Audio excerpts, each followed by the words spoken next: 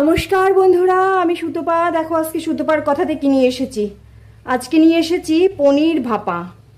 চলো তাহলে কি করে আমি করেছি সেই রেসিপিটা বলি। তবে তার আগে বলছি, প্লিজ চ্যানেলটাকে সাবস্ক্রাইব করে ভিডিওটাকে লাইক দিতে ভুলো না। সাবস্ক্রাইব করে আমার সঙ্গে অবশ্যই থেকো। দেখেছো কত সুন্দর দেখতে হয়েছে, যেমন দেখতে তেমন খেতে। চলো এবার রেসিপিতে যাই। পনির ভাপার জন্য প্রথমে আমি মিক্সির জার নিয়ে নিলাম। জারের মধ্যে মশলা নেব। এই যে চামচটা দেখতে পাচ্ছ, এই চামচেই আমি নেব একদম উঁচু উঁচু, দেখো 1 চামচ পোস্ত দিলাম। আর দেব সাদা সর্ষে। কেউ সাদা সর্ষে বলছো, কেউ হলুদ সর্ষে বলে, যে যেমন বলে। এই যে 1 চামচ একদম পোস্তর পরিমাণে সর্ষে দিলাম। দিয়ে এটাকে খুব সুন্দর করে করব। আমি 300 গ্রাম পনিরের জন্য এই যে চা চামচটা, এই চা চামচটা এটা হাতের পাতায় দিয়েছি, কতটা বড় বুঝতেই পারছো। এই চামচেই মাপটা করে দিলাম। 300 গ্রাম পনির নেব আমি। প্রথমে দেখো শুকনো গুঁড়ো করে নিয়ে এসেছি, কত সুন্দর গুঁড়ো হয়েছে। এবার এটাকে জল দিয়ে পেস্ট করে দেবো। এই যে দেখো পেস্ট করে নিয়ে এসেছি, সুন্দর পেস্ট হয়েছে কিন্তু। এইবার দেখো এর মধ্যে মশলাটাই হচ্ছে আসল। এর মধ্যে এই যে হাতা, এই হাতাটার 1 হাতা আমি টক দই দেব। পুরো 1 হাতা দেবো কিন্তু টক দই। ওই 1 চামচের সঙ্গে তোমায় পুরো দেখিয়ে দিচ্ছে কতটা দিচ্ছে। একদম ভাপা পনিরের দারুণ টেস্ট হবে। এই টক দইটা দিলে কিন্তু দুর্দান্ত টেস্ট হবে। দিয়ে একদম সবটা খুব সুন্দর করে ঘুরিয়ে দেবো। পনির ভাপা সবসময় মশলাটাই রেডি করাটাই আসল, তারপর একটু তো সহজ। এটাকে সুন্দরভাবে ঘুরিয়ে নিয়ে আসি। আর কাঁচা লঙ্কা কখনোই পেস্ট করে দেবো না, কাঁচা লঙ্কাটা গোটা গোটা দিয়ে দেবো। ঘুরিয়ে এনেছি। এইবার এর মধ্যে দিয়ে দেবো লবণ। পরিমাণ মতন লবণ দিতে হবে, এটুকু লাগবে আমার। আর কিছু দেব না। এটা এই অবস্থাতেই এটা রেখে দেবো। ও আরেকটু দেবো গোলমরিচের গুঁড়ো। এই দেখো এই চামচেরই 1/4 চামচ দিয়ে দিলাম গোলমরিচের গুঁড়ো। গোলমরিচের যে সেন্টটা, ওটা কিন্তু খুব সুন্দর হয়। এবার সব শুদ্ধ একটুখানি ঘুরিয়ে নেব, ঘুরিয়ে রেখে দেব। তারপরে আসছি পনিরে।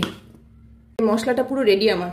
এবার এটাকে সাইড করে রেখে এইবার নিয়ে আসবো পনির। দেখো পনিরগুলোকে এবার কাটতে হবে। পনিরের পিস যার যার নিজের মতন নির্ভর করে।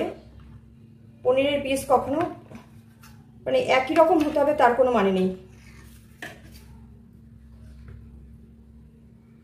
আমি আমার মতন করছি, তোমরা তোমাদের পরিমাণ মতন করবে।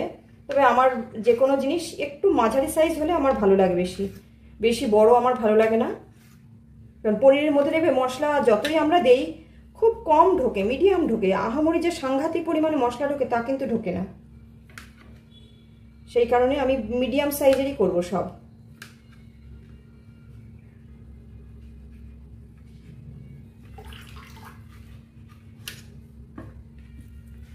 এই যে দেখো এই মাপের করে নিচ্ছি আমি। যেগুলো সব কেটে নিয়েছি। যে দেখো কড়াই বসিয়ে দিয়েছি, কড়াই আমার গরম হয়ে গেছে। কড়াইতে তেল দিয়ে দিচ্ছি। এই 2 টেবিল চামচ মতন দিলাম তেল। পনিরে একটু তেল লাগবে, ভাপা করতে গেলে একটু তেল লাগবে। তেলটা একটু গরম হওয়ার অপেক্ষা করব। তেলটা গরম হয়ে গেছে। এই অবস্থায় তেলের মধ্যে খুবই কম পরিমাণে আমি লবণ দিয়ে দিচ্ছি। গ্যাসটা কমিয়ে দিলাম। লবণ দিয়ে দিলে না পনির খুব ভালো উঠে যাবে দেখবে। এইবার আমি পনিরগুলো সবই দিয়ে দেবো, একসঙ্গেই দিয়ে দেবো। তোমরা আলাদা আলাদা করেও ভাজতে পারো, কম কম করে দিয়ে ভেজে তুলতে পারো। আমি একসাথেই ভেজে তুলে নেব। তেলটা একটু বেশি আছে, তেলটা একটু বেশি লাগবে বলে দিয়েছি। একসাথেই ভেজে তুলে নেব। এবার এর উপর থেকে অল্প করে একটুখানি হলুদ ছিটিয়ে দেব। এই দেখো। এবার এগুলোকে ভাজবো। আর এই ভাজা হতে হতে আমি যে পাত্রে ভাপা করব সে পাত্রটা নিয়ে আসি। এটাকে আর কিচ্ছু না, এইভাবে একটু লাল লাল করে ভেজে তুলব। হালকা, খুব বেশি ভাজবো না। এটা ভাজা হতে হতে আমি গ্যাসটা বাড়িয়ে দিয়েছি অলরেডি। আমি যে পাত্রে ভাপাটা করব সে পাত্রটা নিয়ে আসি। এই পনির ভাপা ভাত, রুটি, লুচি, পরোটা সব কিছুর সাথে ভালো লাগে। ফ্রাইড রাইস, সমস্ত কিছুর সাথে লাগবে। আমার একটা টিফিন বক্স আর প্রেশার কুকার নিয়ে এসেছি অলরেডি। পনিরগুলোকে একটু নেড়ে চেড়ে নেই, হালকা একটু লালচে ভাব আসলেই তুলে দেবো। খুব সাবধানে করছি যাতে ভেঙে না যায় আর কি। এই যে দেখো হয়ে গেছে পনিরগুলো ভাজা। এই অবস্থায় গ্যাসটা অফ করে দেব। গ্যাসটা অফ করে দিয়েছি। অফ করে দিয়ে এইবার এই অবস্থায় দিয়ে দেবো একটুখানি ওই যে চামচ, ওই চামচেরই হাফ চামচ মতন কসুরি মেথি। ধনিয়া পাতা থাকলে ধনিয়া পাতাও দিয়ে দিতে পারো। এবার আমি ধনিয়া পাতা নেই, কসুরি মেথি দিলাম। ধনিয়া পাতা দিয়েও ভালো লাগে, কসুরি মেথি দিয়েও ভালো লাগে। তবে ধনিয়া পাতা দিলে এই সময় দেবে না, সেটা পরে দেবো। ব্যাস, এটা কমপ্লিট। আমি কিন্তু গ্যাস অফ করে দিয়েছি, এখন আর গ্যাস জ্বালানো নেই। এইবার এইখান থেকে সবটা, এই যে টিফিন বক্সটা নিয়েছি সবটাই টিফিন বক্সে তুলে নেব, একদম তেল শুদ্ধ।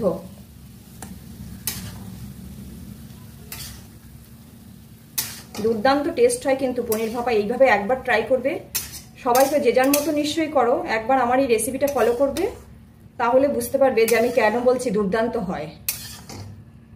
একদম পুরোটা দেখো তেল শুদ্ধ তুলে নিয়েছি। ওই যে বললাম না তেলটা একটু লাগবে, এই দেখো তুলে নিয়েছি। এই দেখো পুরো নামিয়ে নিয়ে এসেছি। এইবার হচ্ছে আসল কাজ। এই যে পেস্টটা করে রেখেছি, পোস্ত, সর্ষে, একটু গোলমরিচ আর টক দই, সবটা এর মধ্যে ঢেলে দেবো। একদম পুরোটা ঢেলে দেবো।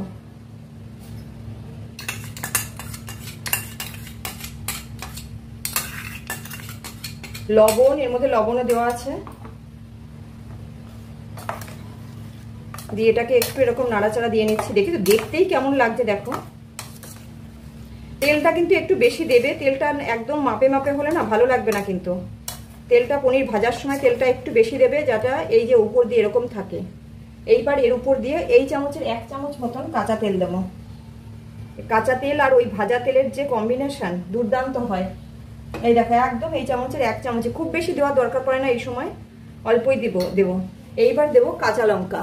যে কাঁচা লঙ্কাগুলো ঠিক এরকম করে দেবো। আর একটা জিনিস, এই যে কেউ যদি গ্রেভি পছন্দ করো, যে হালকা হবে, হালকা একটু গ্রেভি হবে, ভাতকে দিয়ে খাবো, তখন এই যে জারটা এই সময় একটুখানি ধুয়ে জল দেবে। আমি খুব বেশি দেবো না, অল্প একটুই দেবো, আমার অত গ্রেভির দরকার নেই।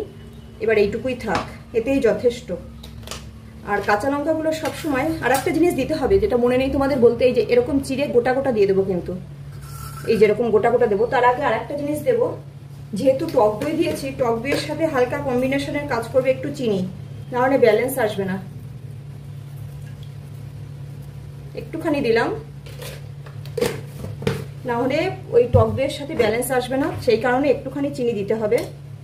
আর তোমরা চিনিটাকে বাদ দিতেও পারো, চিনিটা যে যেমন চাইবে।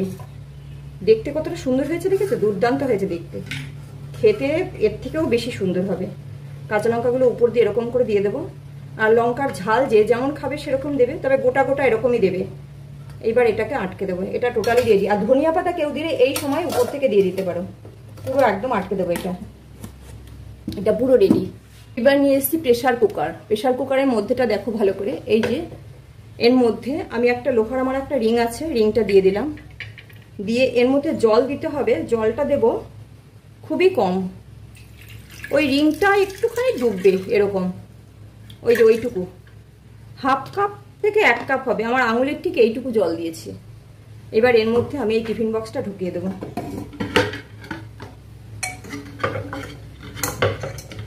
একদম সোজা করে বসিয়ে প্রেসারটা আটকে দেবো। প্রেসারটা আটকে একটা সিটি দেবো। একটা সিটির জন্য ঠিক যতটা জল দরকার হবে ততটাই জল দেবো, তার বেশি জল দরকার পড়বে না। এবার এটাকে গ্যাসে বসিয়ে একটা সিটি মেরে রেখে দেবো, পুরো হাওয়াটা এর মধ্যে বসে যাবে, তারপরে খুলবো। বসিয়ে দিয়েছি, এবার আধা ঘন্টা লাগবে, সিটি পড়বে, সেটাকে হাওয়া বসবে, তারপরে হাওয়া গরমটা একটু কমলে খুলবো। আধা ঘন্টা বাদে ফিরে আসছি। এত টেস্টি রেসিপি মিস করো না কিন্তু। আধা ঘন্টা বাদে আমি ফিরে আসছি আবার। এই দেখো আধা ঘন্টা বাদে ফিরে এসছি, ভীষণ গরম। এই দেখো দেখতে কেমন হয়েছে দেখেছো? অমায়িক দেখতে হয়েছে, কিন্তু থালায় পড়লে আর কিছু লাগবে না। এই যে দেখো, আর লঙ্কাগুলোর চেহারা দেখেছো কেমন হয়েছে? দুর্দান্ত টেস্ট কিন্তু। এই লঙ্কা একটা থালায় ডলে খেতেও ভালো লাগবে, ঝাল বেশি হলেও ভালো লাগবে। গ্রেভিটা দেখো কেমন হয়েছে, দুর্দান্ত কিন্তু। অবশ্যই ট্রাই করবে এবং আমাকে কমেন্টস করে জানাবে কেমন হয়েছে। আর কি, সবাই ভালো থেকো। আজকে রেসিপিটা কেমন হলো অবশ্যই কিন্তু বলো। পনির ভাপা। Tata, bye bye. আর কি বলবো বলো?